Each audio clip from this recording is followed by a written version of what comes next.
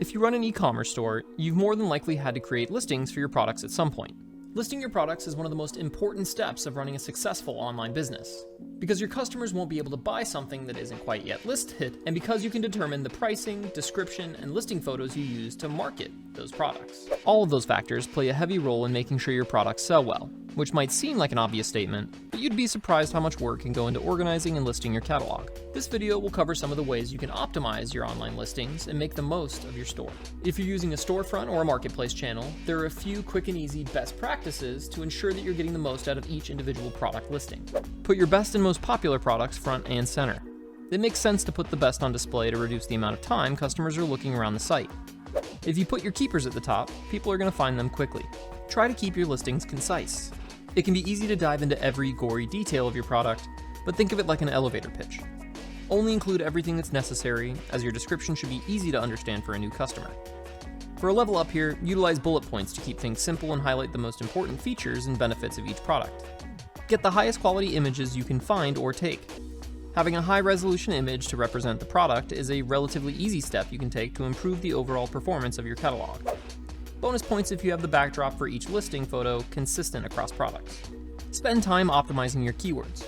Use Google AdWords if you have it to plan out your keywords and find the most relevant ones. If you don't have AdWords, there are plenty of free keyword tools available, which will be linked in the description. If you've custom coded or developed your own website, you'll have a lot more flexibility with the overall presentation of your catalog, as well as some additional marketing ability. Like keywords, SEO or search engine optimization for your website cannot be understated. While this topic can and will be a full video we cover on this channel, some key takeaways are: use long-tail keywords and keywords that are shared across your products for consistency. Bonus points here if you use the keywords in your category titles as well. This type of SEO isn't a magic pill, but consistency in wording across your site will add up and help your site rank accordingly. Size and name your product's images accordingly, and use alt tags. And finally, include keywords in your description, and allow your products to be shared on social platforms via share buttons. Of course, not everything comes down to SEO, but also the usability of your site. Starting with the top of your pages, using a striking and high-resolution hero image will go a long way. If the top of your store has an image that speaks to your catalog and draws the customer in, you're on the right track. Make your navigation practical. Make sure your product categories are easy to sort through in your navigation bar and include a clear search bar. Label popular products so they stand out among the crowd. This also applies to sale items and discounts.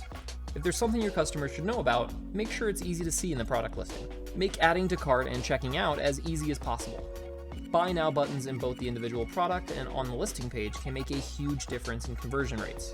Pair this with an integration like Shop through Shopify, and people will encounter less resistance when shopping. The easier it is for them to add to cart and check out, the more they'll shop. Make sure your site is snappy and optimized for speed.